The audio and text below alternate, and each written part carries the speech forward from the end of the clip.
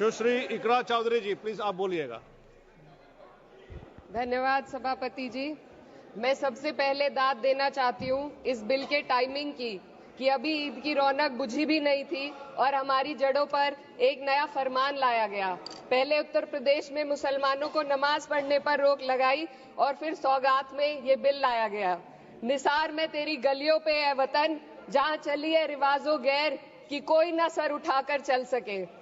मैं सभापति जी आपको ये बताना चाहती हूँ कि ईद के मौके पर एक विधवा महिला अपनी लड़की के साथ मेरे पास आई और उसने बताया कि वह एक वक्फ की प्रॉपर्टी में रहती है, वही उसके सर पर छत का काम भी करती है और उसकी रोजी रोटी भी वहीं से आती है।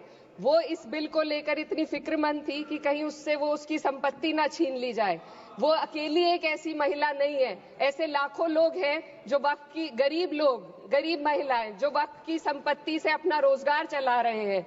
और ये जो वक्फ बाय यूजर क्लॉज के हटाने से लाखों वक्फ की जायदाद अपना स्टेटस खो देंगी और लाखों लोग इसी तरीके के लोग सड़कों पर आ जाएंगे। वक्फ क्या है? वक्फ बाय यूजर क्या है? इसका ये मतलब है कि कोई जायदाद अगर सालों से दीन और भलाई के कामों के लिए इस्तेमाल हो रही हो तो वो खुद ब खुद वक्फ मानी जाएगी।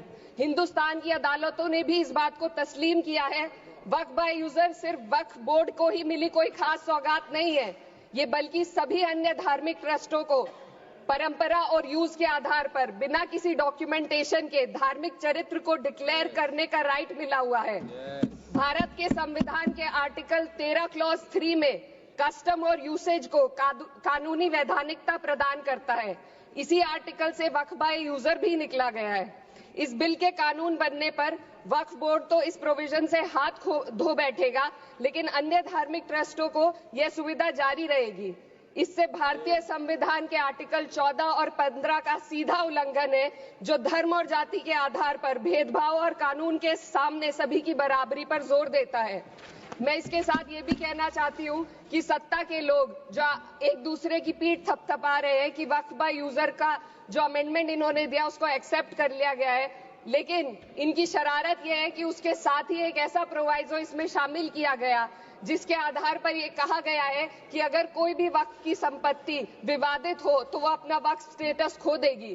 तो जो अमेंडमेंट इन्होंने दिया है जिसको एक्सेप्ट कर लिया गया है उसका कोई मतलब नहीं है, ये इनकी नीयत है जो साफ जाहिर हो रही है।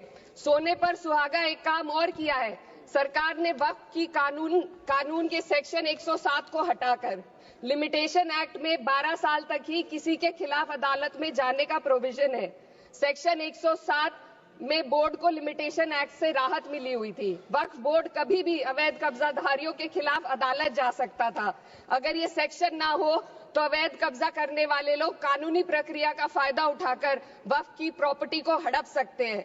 अन्य धार्मिक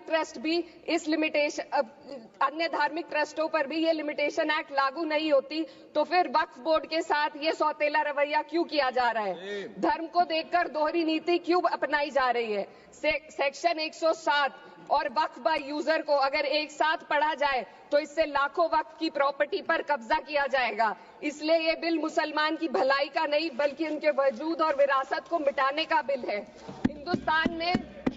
हिंदुस्तान में बहुत सारे धार्मिक ट्रस्ट हैं जिसमें उस खास मजहब के लोग शामिल होते हैं और उसका इंतजाम करते हैं, और ये बात समझ में आने वाली भी है क्योंकि जो व्यक्ति अपने मजहब के रीति रिवाज को जितना अच्छे से समझ सकता है किसी अन्य मजहब का व्यक्ति नहीं समझ सकता।